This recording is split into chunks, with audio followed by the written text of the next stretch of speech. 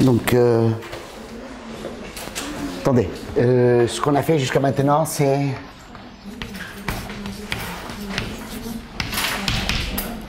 donc on a résolu l'équation des ondes.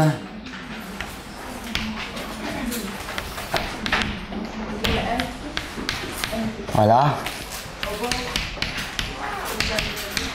Et puis des données initiales.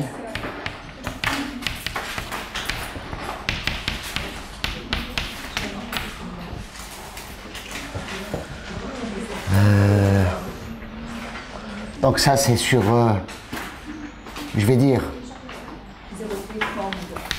0t croix oméga. Et j'ai pris F dans L2 à valeur L2 et U0, U1 dans l'espace d'énergie usuelle L2. Voilà. Et donc on a démontré qu'il y a une solution unique qui continue par rapport aux données. Donc ce problème est bien posé. Je vais l'appeler W encore une fois. Donc ce problème est bien posé.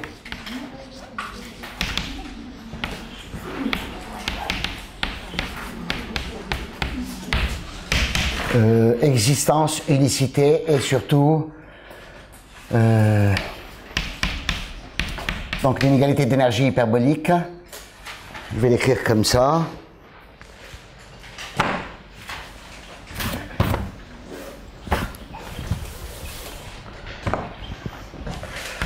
Donc le sup sur les temps entre 0 et t de l'énergie de la solution U est plus petite que quoi? Que l'énergie initiale plus une autre constante, je vais écrire la même, l'intégrale sur 0t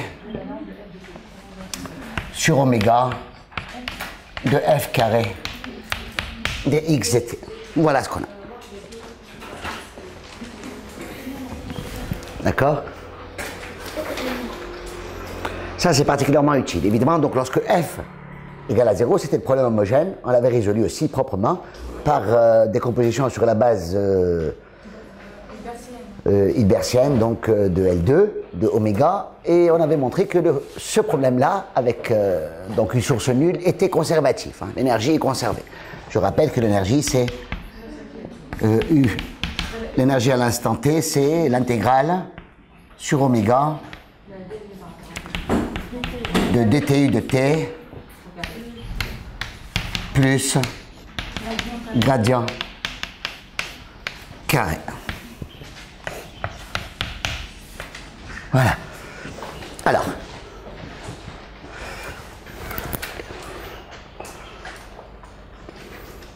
je vais reprendre le problème homogène. Donc avec f égale 0 et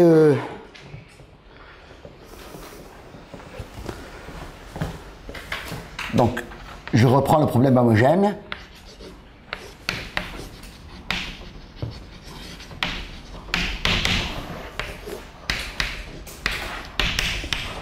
Égale 0, U toujours nul sur le bord, donc directé homogène au bord, et les données initiales toujours dans H0A.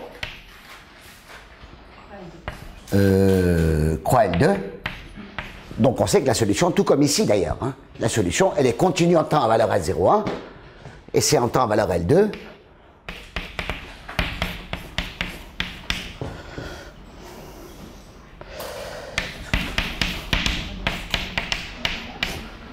Et dtu est continue en temps à valeur L2. En particulier, ça nous donne que U, en particulier, alors je ne sais pas si c'est visible, en particulier, ça nous donne que la solution U est dans H1 du cylindre. 0t, croix oméga.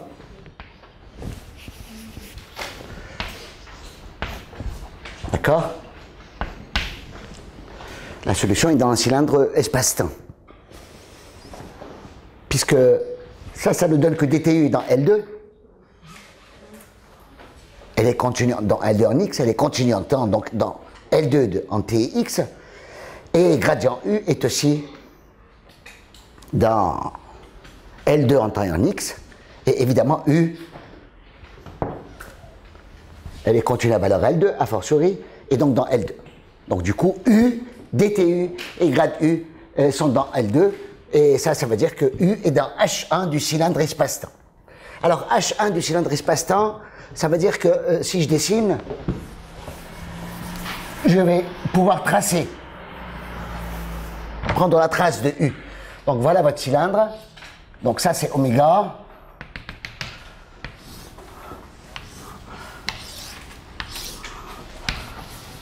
Voilà le temps t. Si je prends la trace de U sur le bord latéral,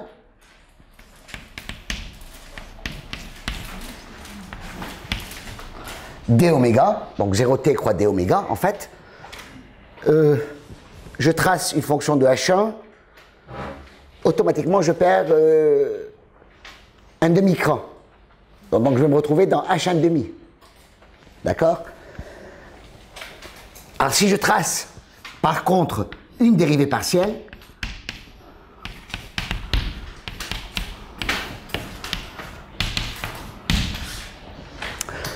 c'est déjà plus problématique. Simplement parce que U étant dans H1 du cylindre, dxj U est dans L2, et tel qu'on a vu le théorème de trace, je ne peux pas tracer des distributions qui ont une régularité de moins de H1 demi.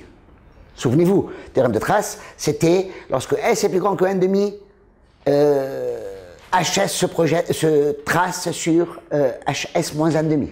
Je perds 1 demi-cran, mais uniquement pour les Sobolev d'exposants strictement plus grands que 1 demi. Donc là, c'est perdu a priori, ça semble perdu d'avance. D'accord? A priori, on ne peut pas, donc je vais l'écrire, a priori, on ne peut pas prendre la trace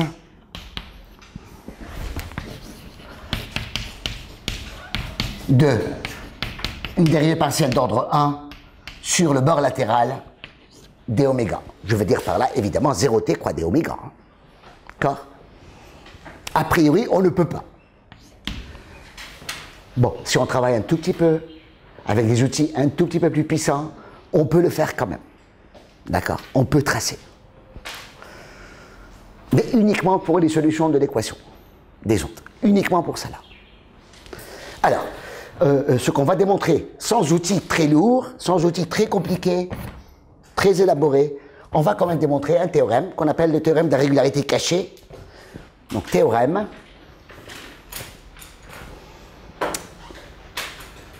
Je vais l'écrire ici.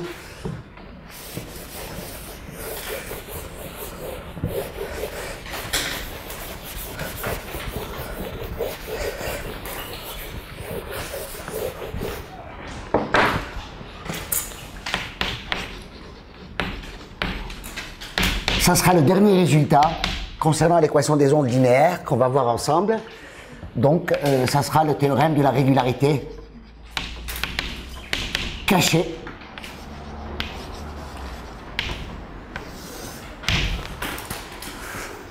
Régularité au bord qui est cachée. Alors, donc je prends U. Donc, soit U, la solution du système homogène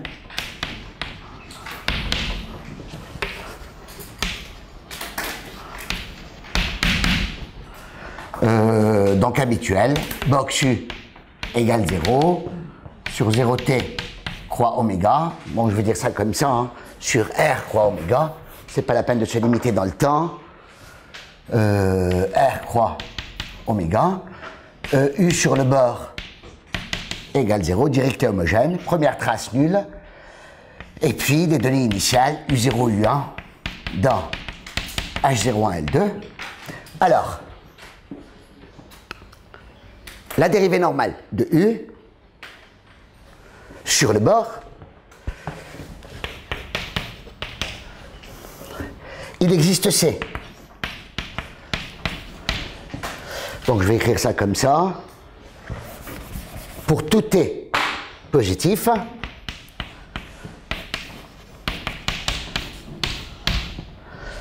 il existe C, une constante qui dépend de t bien entendu, telle que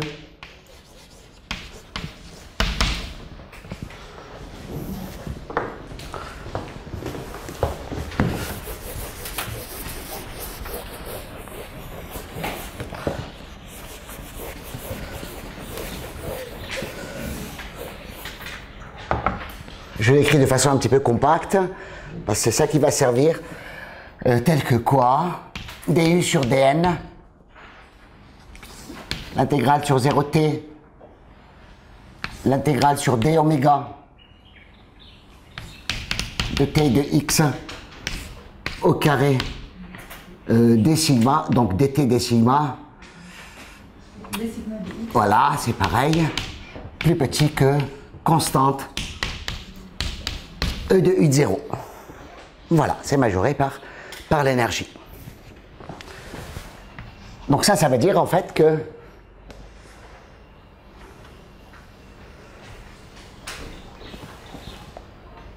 donc du sur dn ou du sur dn sur le bord bien sûr, hein, sur d oméga est la dérivée normale de la solution U, bien sûr tracée sur le bord. Donc ça dit en fait que la dérivée normale se laisse tracer sur le bord. La dérivée normale qui est a priori à l'intérieur du moins de oméga qui est dans L2, en fait elle se laisse tracer sur le bord, ce qui était a priori pas autorisé, mais en plus que sur le bord, ça implique en fait, ça signifie entre autres que du sur dn sur d oméga appartient à L de log en temps de d oméga. Ça veut dire ça. D'accord? D oméga, de toute façon, il n'y a pas de notion de log puisqu'il est compact. D'accord? Mais ça veut dire qu'on peut comment dire, calculer la norme L2 sur n'importe quel segment en temps, la norme L2 de la trace de la dérivée normale. D'accord? Donc c'est une régularité, effectivement, qui n'était pas du tout attendue. C'est pour ça qu'on l'appelle régularité cachée. Alors, la preuve, elle se fait évidemment sur l'équation elle-même. Ça, c'est réservé. Les enfants, c'est réservé pour les solutions de l'équation des ondes. Hein. Nous sommes bien d'accord. Si on ne vérifie pas les ondes, on aura du mal à faire ça. Donc, cette trace de la dérivée normale, elle est dans L2 du bord localement en temps.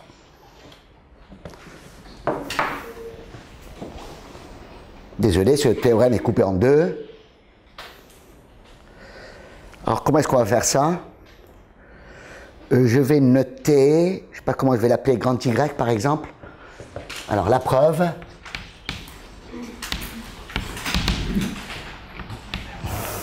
En fait, ça demanderait, normalement, pour le faire proprement, ça demanderait un lemme à part. Mais je ne vais pas rentrer là-dedans. Il faut le construire.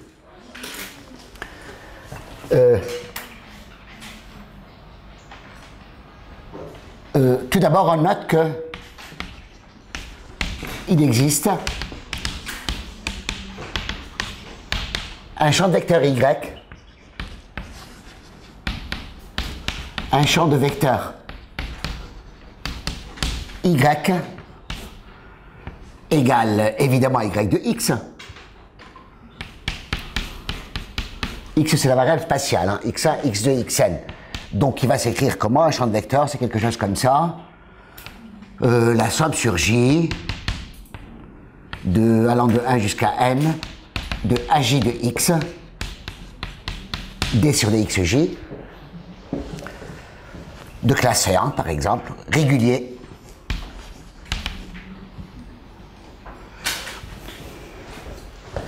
sur oméga, ou même sur un voisinage de oméga, défini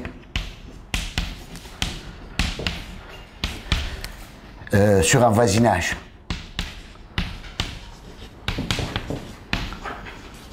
de oméga est régulier. Assez régulier. En fait, j'ai pris un oméga qui est de... Je crois que je l'ai pris, c'est infini. À bord, c'est infini. Mais ça n'a aucune importance. On peut même aller jusqu'au bord C1. En tous les cas, la régularité de Y dépendra de celle d'oméga. Je prends oméga régulier, à bord régulier, donc les AJ qui définissent la régularité de Y seront aussi réguliers, A1, A2, ainsi de suite. C1, C2, pardon, c'est infini, sur un voisinage d'oméga est régulier, tel que, donc que vérifie le Y, tel que la restriction de Y sur le bord correspond exactement à la dérivée normale sortante. D'accord? Dérivée normale sortante.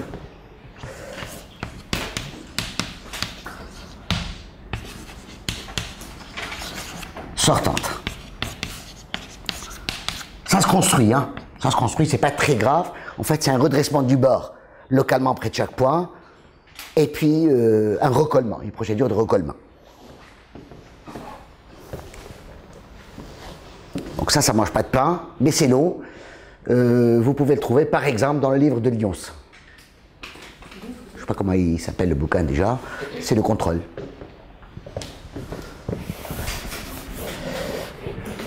Bien. Donc, ce qu'il faut retenir, c'est que Y, sur le bord, coïncide exactement avec la dérivée normale sortante.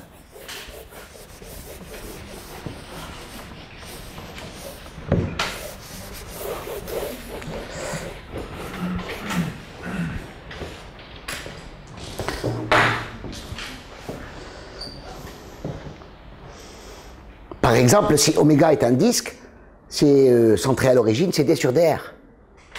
Ou une boule. D'accord? C'est D sur dr, exactement, le champ de vecteur. Hein.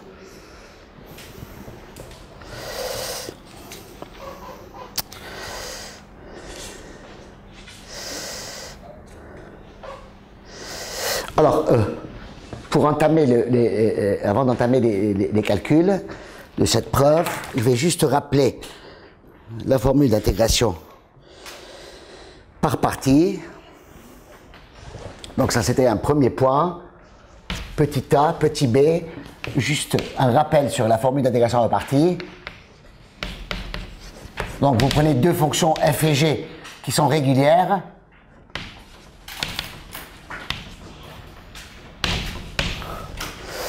Alors, l'intégrale sur oméga de f dg sur dxj dx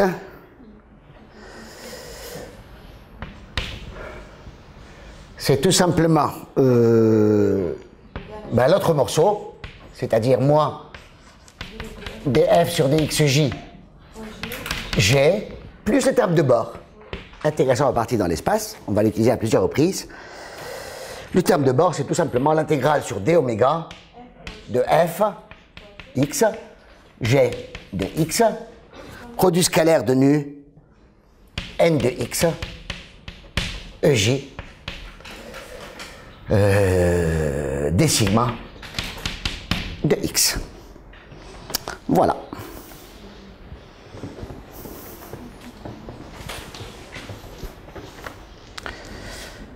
Évidemment, donc ça permet de passer des dérivées partielles d'ordre 1 d'un côté à l'autre d'une intégration, d'une fonction à l'autre, sur l'intégrale d'un produit. Bien. Alors, je prends U, solution de système homogène. Donc ce U égale 0 sur R croix oméga et U nul sur le bord. Hein. Je vais me suffire à ça, les enfants. Évidemment, donner initiale U0, U1 dans H01, L2. Et je vais prendre un phi égale phi de t, c'est infini un support compact. D'accord, je vais intégrer contre phi u. Comme ça, je n'aurai pas de terme de bord en temps. Et je vais aussi supposer que u est régulière. On prend u, la solution u, assez régulière. De façon qui me permette de faire les intégrations à partie, les dérivations, simplement parce que c'est plus commode. Mais évidemment, vous savez comment justifier par la suite en passant par densité. D'accord? Approximation par des fonctions, c'est infini. Ça, c'est... On peut énoncer le théorème pour des fonctions régulières. Mais évidemment, le même résultat fonctionnera pour la vraie solution, qui est dans H1. On sait comment faire pour passer de l'un à l'autre. Et alors, qu'est-ce qu'on fait? L'idée, c'est tout simplement de multiplier l'équation par phi YU. D'accord? C'est de dire, puisque box U égale 0, donc box U, phi de t, YU est aussi égal à 0, et d'intégrer tout simplement 0.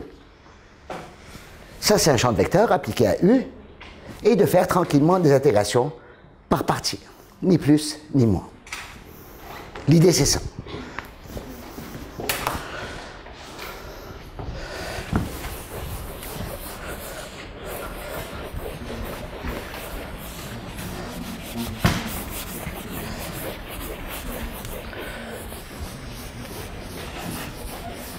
Le terme de bord qui va apparaître, ça sera forcément la dérivée normale. Alors,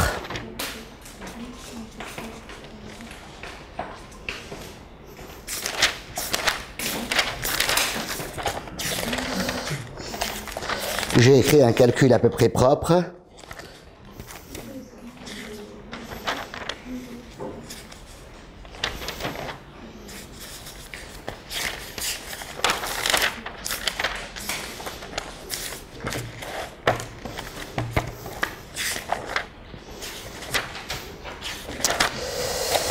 On y est.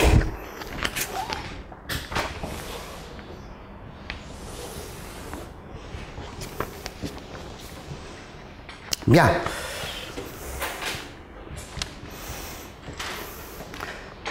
Donc en fait, j'ai énoncé le résultat avec la norme L2 de dI sur dN sur le bord, en fait sur 0t croix d oméga, c'est ça. Donc en fait, vous allez prendre la précaution, évidemment, de prendre 0t, il est là. Vous allez prendre phi, c'est infini un support compact, certes, valant 1 là-dessus. Sur 0t, bien entendu, pour pouvoir minorer par la suite le résultat. Ça va baver un tout petit peu au-delà de t et avant 0, mais ça n'a pas d'importance. D'accord? On fait le calcul. Alors, je calcule, ça vaut 0.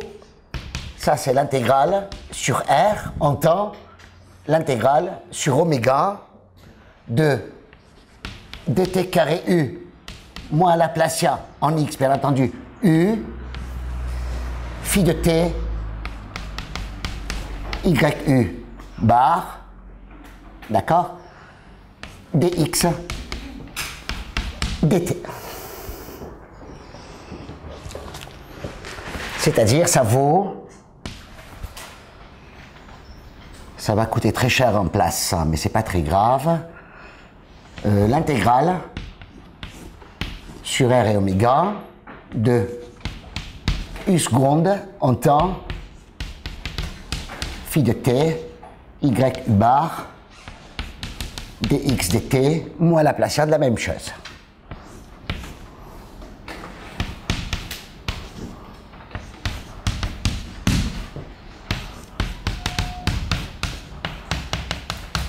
dx dt.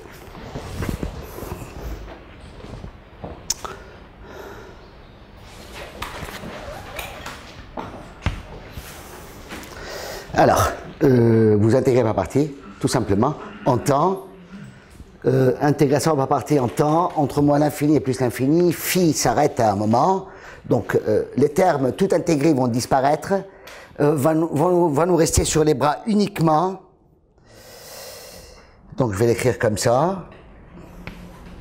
Les deux dérivées partielles, donc quand il y en a une qui passe, il y a un signe moins, la seconde qui repasse, il y a encore une fois le signe moins, donc du coup c'est exactement la double intégrale de u contre dt carré de phi de t, y u bar de t de x, bien entendu, dx dt. S'il vous plaît les enfants, y est un champ de vecteurs à coefficient dépendant uniquement de la variable spatiale. Uniquement. C'est géométrique pur ça. Il n'y a pas de temps. Et il dépend bien sûr de oméga. Il est réglé sur oméga, sur le bord d'oméga. Moins quoi? J'aurai pas de place pour ça, c'est un peu malheureux, mais je vais quand même l'écrire. Alors le Laplacien, ça c'est la formule de Green. Laplacien UV, c'est U Laplacien V plus les termes de bord. Je ne connais pas le signe, mais on va le retrouver. Je vais le copier sur mon cahier. Donc du coup, ça c'est exactement l'intégrale sur R, sur oméga, de U Laplacien de quoi donc? Phi de t, le phi va sortir, YU, j'ai oublié le bar ici, bar, dx dt, et puis les fameux termes de bord. Il y en a un qui va mourir de sa belle mort à cause de la condition de vérité homogène, et l'autre qui va survivre et nous fournir ce qu'on veut. Donc, plus U, dérivée normale U. Je veux dire, ça c'est U et ça c'est V. Laplacien U, V. Donc, il y aura deux termes. Le premier c'est U fois la dérivée normale de V, mais U est nul. Tout a un sens ici parce que U est régulière. U c'est infini. D'accord? Donc les dérivées secondes et ainsi de suite ne posent pas de problème, au troisième ne pose pas de problème. Donc le premier terme c'est l'intégrale sur R, l'intégrale sur d oméga de U d sur dn de quoi donc? Phi yu bar dt d sigma et moins l'intégrale sur R, l'intégrale sur le bord de du sur dn, évidemment sur le bord, phi yu sur le bord, évidemment. J'insiste ici, hein, dt d sigma. Et ça fait exactement du sur dn. Bar.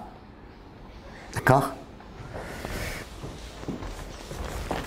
Donc ça fait 0 égale ceci, moins cela, plus tout ce monde-là. Évidemment, ça vaut 0. Et il va me rester sur les bras ce terme-là. Donc je vais récapituler à gauche. Je vais récapituler à gauche en écrivant tout simplement que l'intégrale sur R de d oméga et d oméga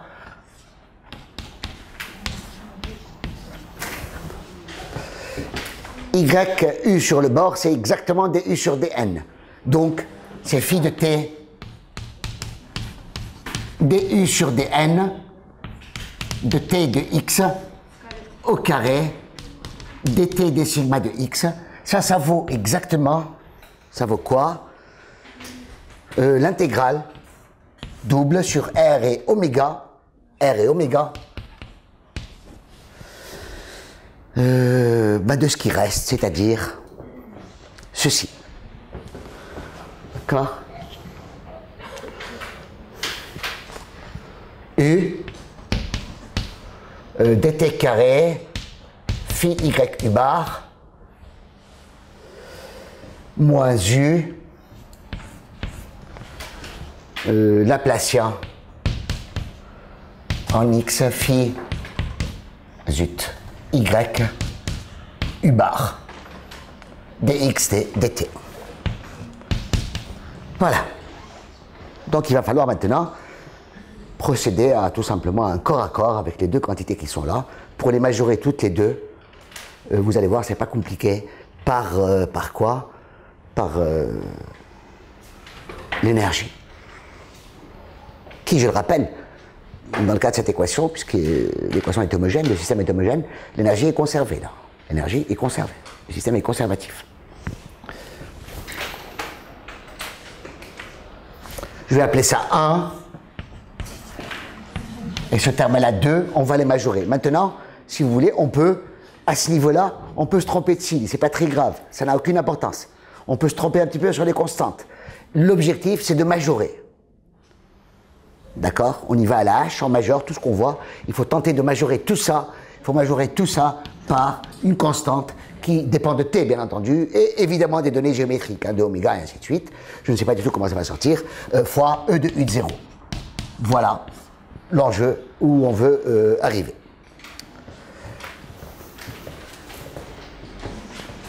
Donc maintenant, plus de sentiments et surtout on fait plus très attention aux signes qui sortent et ainsi de suite. Où est-ce que je peux effacer? Je pense que je peux effacer ici.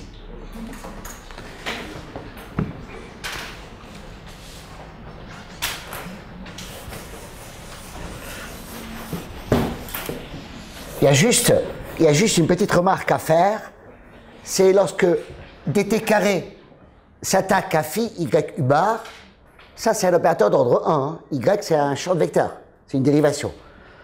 Dt carré qui s'attaque à phi y u bar, évidemment, il y a un des termes qui vont sortir, c'est lorsque dt carré passe à travers le phi et le y. Dt carré, c'est la porte là. Le dt carré ne voit pas le champ de vecteur y, dont les coefficients ne dépendent que de x. Le seul obstacle, c'est le phi. Évidemment, il y aura un moment où les deux dérivées secondes dans temps vont passer à travers le phi. Ils ne le voient pas. Donc, ils s'attaqueront directement à u, ou u bar. Le y est un coefficient réel, bien entendu. Donc, ce bar-là ne concerne évidemment que le u. Bien. Donc, il y aura un moment où dt carré, ça dérive uniquement le u bar, et aussi il y aura un moment où le Laplacien dérivera uniquement le u bar. Vous voyez que dans les deux cas, il y aura en face u, phi, y. Donc il y a un terme dans ces dérivés-là, il y a un terme du genre u, phi, y, box u bar.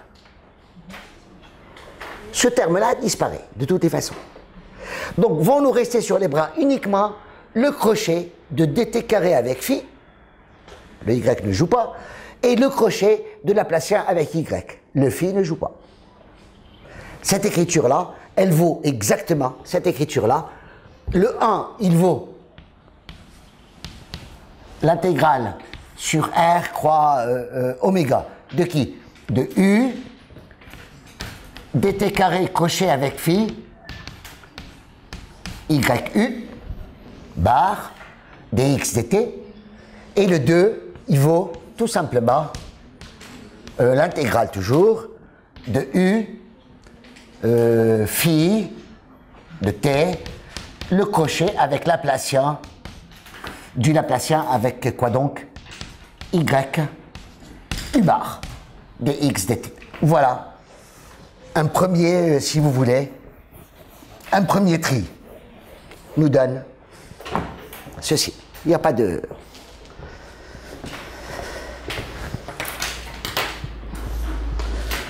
T'as plus rien à lire maintenant, il faut y aller. Hein. Le crochet, c'est évidemment, crochet de deux opérateurs, c'est AB moins BA. C'est ça que ça donne.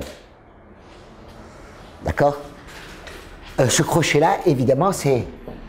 Vous avez une fois où la dérivée seconde tombe complètement sur phi, et une fois où il y en a une qui tombe sur phi et l'autre sur yu, ça veut dire sur y, sur u. D'accord? Donc ça va s'écrire, le 1 va s'écrire comme l'intégrale de quoi? De u phi seconde de t y u bar Et puis, je pense que c'est un 2 fois l'intégrale, toujours sur R et oméga, de quoi donc U, phi prime, de T, dTu, et puis Y, U bar. D'accord? Ça mange pas de pain, hein? Oui ou non? Oui? Non? C'est là? C'est là où il y a un problème? Une bonne fois pour toutes, on va... Comment agit une dérivation sur un produit? Regarde. C'est juste pour... comment dire? C'est un exemple, hein? Regarde. Pour expliquer ce calcul-là, tu prends d sur dx1 qui s'attaque à a de x, je vais mettre même dx, a de x, d sur dx de u. C'est ce qu'on est en train de faire. Hein. C'est la même chose. C'est une dérivée, elle est où déjà? Je vais faire ça. Allez, deux dérivées. d2 sur dx2 fois... D'accord, c'est ça qu'on fait. Bah, tu fais ça. Alors, dérivée seconde, ça c'est un produit. Ça c'est du sur dx. Dérivée seconde d'un produit, c'est qui? C'est a' du sur dx plus a d de u sur dx2 prime. C'est ça. Donc ça fait... Regardez. Ça c'est a seconde. Je vais l'écrire. A seconde du sur dx. Ensuite, qu'est-ce qui va se passer? A' d de u sur dx2. A', donc plus 2. Plus, évidemment, A d3. C'est ça? Sur dx3. Je crois n'avoir rien oublié. Bah, alors, ça, ce dernier terme, c'est lorsque le d2 sur dx2 a traversé les coefficients. Il n'a pas vu les coefficients. D'accord?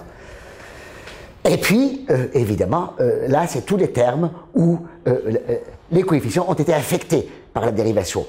Et donc, vous voyez que, regardez, ça c'est, appelez-le d2 sur dx2, donc d2 sur dx2 a d sur dx, je vais l'écrire comme ceci. Ça vaut a fois d2 sur dx2 de du sur dx. Donc la dérivée seconde de a du sur dx, c'est a la dérivée seconde de du sur dx plus cet opérateur-là que j'ai appelé le crochet d2 carré a dx appliqué à u. Ça, c'est le crochet. Le crochet, je rappelle, c'est... Vous voyez, c'est AB, A composé avec B, moins AB, moins BA. En fait, il fallait l'écrire comme ça.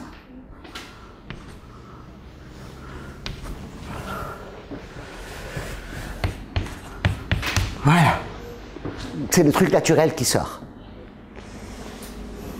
Vous prenez deux opérateurs différentiels. C'est ça qui sort. C'est lorsque l'opérateur A s'attaque au coefficient de l'opérateur B. Et donc, dans notre cas, le crochet, c'est vraiment ça. Hein. Et les coefficients de l'opérateur B, c'est phi Y. Parce que le Y, lui, n'est pas touché, donc il va survivre à toutes les dérivations de temps. Et du coup, vous avez deux dérivées de phi, et bien sûr, les dérivées croisées. Il y en a une qui va sur phi et l'autre sur u. Bon, à mon avis, c'est fini, là. C'est fini parce que 1 est plus petit que quoi? Pour le terme 1,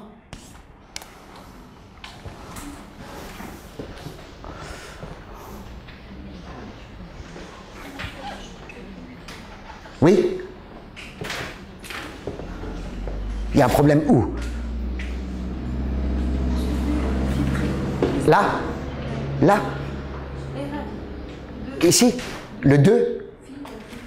Phi prime. Phi prime DTU, c'est normal. C'est normal, c'est... Regarde, calcule ça. Ça, c'est lorsque tu dérives 2 fois le phi... Le Y, lui, il compte pas. Le Y a des coefficients indépendants de T. Ces coefficients ne dépendent que de X. Donc lui, il peut sortir en réalité. La dérivée seconde d'un temps de phi U. C'est phi, la dérivée seconde d'un temps de U, U bar, plus tous les termes où phi est dérivé. Bah, tu dérives phi ou bien 2 fois, ou bien une seule fois. Et quand tu dérives, en fait,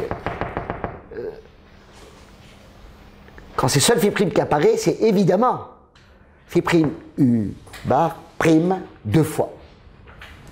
C'est ce qu'on a fait ici. Hein.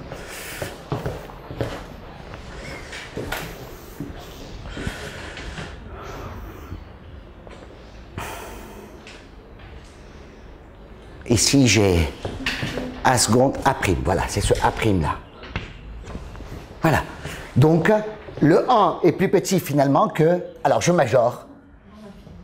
Il y a du phi seconde est plus petit que sup, donc phi seconde infini, sup de phi seconde, U, Y, U bar, vous faites du Cauchy-Schwarz, ça vous donne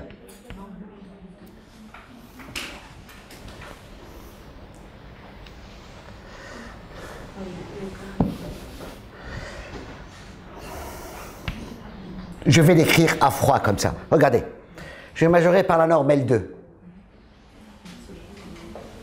D'accord? Je vais faire du Cauchy-Schwarz sur oméga, bien entendu. Je vais majorer par... Donc, en fait, la norme L2 de U de T est 2 points. Mais la norme L2 de U de T est 2 points, elle est plus petite qu'une constante géométrique qui ne dépend que de oméga. La norme H01 de U de T est 2 points, qui est, elle, plus petite que l'énergie. Regardez, j'efface tout ça. Je vais juste reprendre un petit bout là. Quel que soit T dans R, la norme L2 de U de T 2 points est plus petite qu'une constante, la norme de U de T 2 points dans H01. D'accord?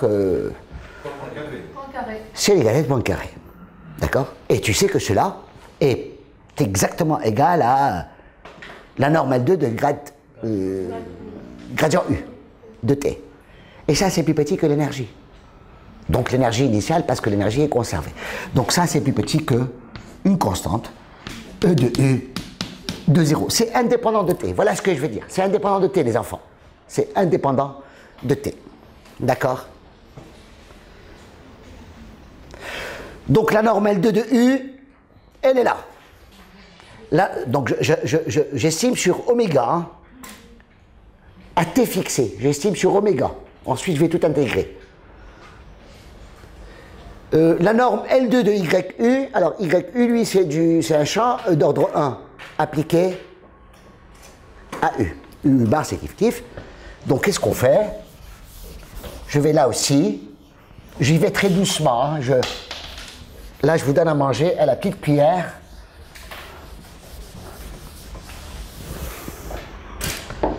Il y a de la craie.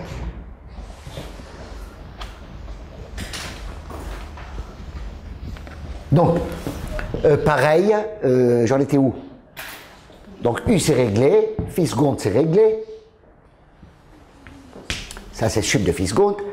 Y U bar. Donc, je rappelle que Y c'est une somme de J égale 1 à N, la dimension de AJ, d'accord? Où les AJ sont... Je rappelle que Y c'est ça. Hein. Y c'est Y de X, c'est la somme de J égale 1 à N de AJ de X D sur DXJ. Donc Y U bar en norme L2, donc de T 2 points. Hein. En norme L2, c'est plus petit que... Vous sortez le sup. Sup D. Max. D. AJ infini. J égale 1 jusqu'à N. De la somme, donc c'est gradient U de T et 2 points. De T et 2 points. L2. Voilà. D'accord? Et là aussi, c'est pareil. C'est plus petit que l'énergie. Donc, ça, c'est plus petit que une constante qui ne dépend que de oméga. Je peux la faire dépendre uniquement de oméga. E de U de 0. C'est indépendant de T. Donc, du coup, le 1, c'est surtout, il faut retenir ça, c'est indépendant de T. Donc, du coup, le petit, comment dire, le petit 1 est plus petit que quoi donc?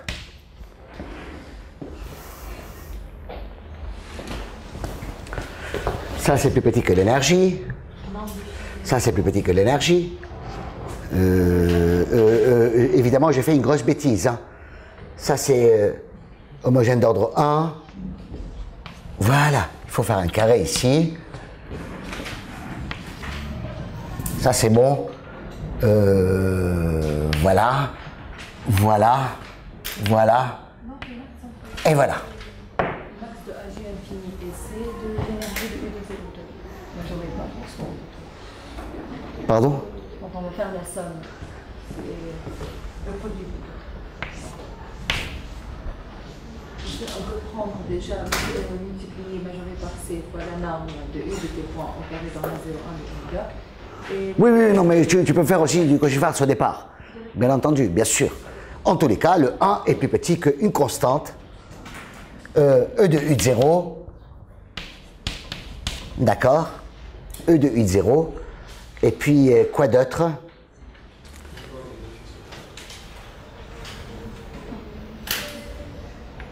Il y a un carré ici que j'ai oublié, une constante fois, non, non, attention, il faut intégrer en temps. Donc une constante, je vais dire, qui dépend de phi. Cette constante-là, c'est quoi? C'est la longueur du support de phi. D'accord, la longueur du support de phi. Qu'est-ce que tu vas faire, mon vieux? Tu vas dire simplement, tu prends phi égale, comme je l'ai décidé tout à l'heure, tu prends phi qui vaut 1 sur 0t, qui s'annule tranquillement entre moins 1 et t plus 1, et donc forcément, ça implique que l'intégrale sur 0t, l'intégrale sur oméga, de d oméga, de du sur dn au carré, dt d sigma, est plus petit qu'une constante qui ne dépend finalement que de t, e de u, et de 0. De t et évidemment des données géométriques de oméga. Hein. Il y a une constante de Poincaré qui est cachée, on s'en fout, c'est fixé par oméga. D'accord? Donc vous voyez que ça coûte pas cher. C'est vraiment rien du tout.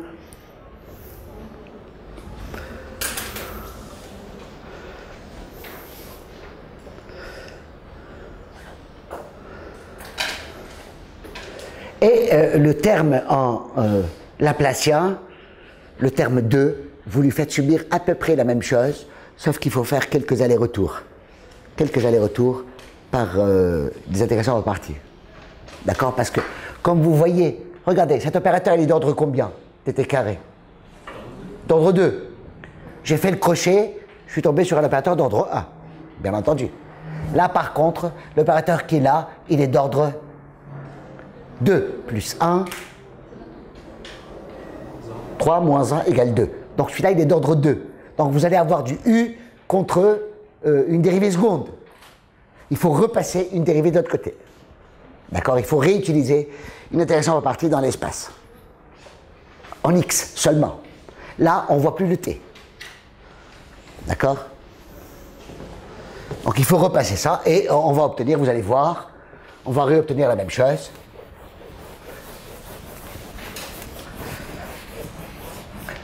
Pourquoi je fais ça? Conceptuellement, c'est pas très compliqué, mais ça, c'est le genre de calcul, c'est le type de manipulation que l'on fait assez souvent en EDP, et donc c'est bien de se faire la main dessus. Alors, le terme 2, c'est l'intégrale sur R. Je sors le phi de t maintenant, qui ne nous concerne plus. L'intégrale sur oméga de U, Laplacien, Y, quoi donc, U bar, dx, dt. D'accord? Je m'occupe uniquement de ça, les enfants. Donc, je répète, Y, c'est sigma de AJ dxj. Sigma, je ne mets plus... voilà, la somme sur J. Donc, AJ de x dxj. Et donc, Laplacien crocheté avec Y, je répète encore une fois, c'est des termes, les termes où les AJ sont touchés par le Laplacien, où ils sont dérivés. Donc, il y aura des coups où ils seront dérivés 2 fois. Les coups où ils seront dérivés 2 fois, ça sera ça. Laplacien des AJ, dxj. Donc ça, c'est un opérateur d'ordre... Ça, c'est un opérateur d'ordre... D'ordre? Non, non. Là, c'est Laplacien qui s'applique à AJ de x. Donc ça, c'est une fonction réelle. Et ça, c'est une dérivée d'ordre 1. Donc ça, c'est l'opérateur d'ordre 1.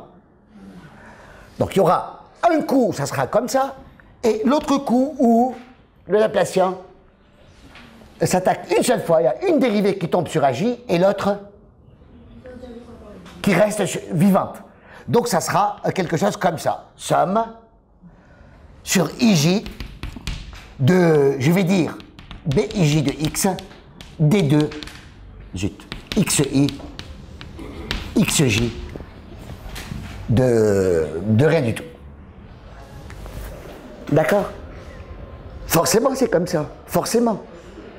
Quand vous faites un crochet du Laplacien avec un champ de vecteurs, il y aura un morceau où le Laplacien attaque le champ de vecteurs à la tête, donc il dérive 2 fois chacun de ses coefficients. Et puis il y aura un morceau où il dérive seulement une fois chaque coefficient, et donc forcément, il y a une dérivée qui va survivre et aller sur la dérivation du champ de vecteurs. C'est normal. Ce terme-là, à mon avis, ce terme-là, dans le petit 2, la contribution de ce terme au petit 2 est exactement la même que celle de celui-là, ou encore de celui-là. Exactement la même que celle-là. Pourquoi? Parce que vous allez... donc, ça c'est une fonction.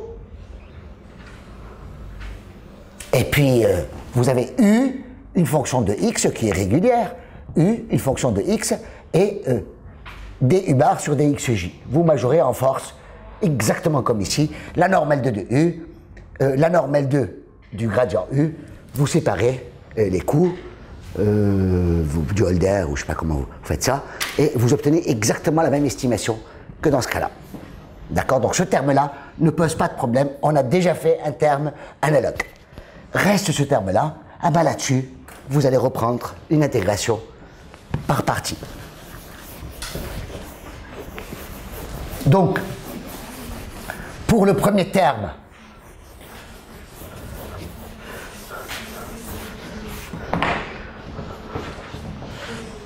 je vais A, B, allez, on aura tout fait en détail, je ne vais pas rater celui-là. Par exemple, hein, pour le terme A, l'intégrale de Laplacien AJ du bar le phi, je l'ai oublié, donc l'intégrale sur oméga seulement, hein, dx, ben ça c'est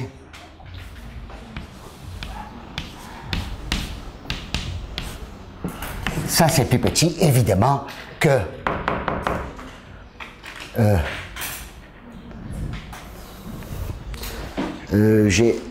voilà, il y a un U aussi que j'ai oublié. Le U, il est là. Voilà. Donc, max de Laplacien AJ infini sur oméga, bien entendu, le sup est pris sur oméga, fois la norme L2. Donc U de T en norme L2, grade U en norme L2. D'accord? Et vous séparez les forces comme d'habitude.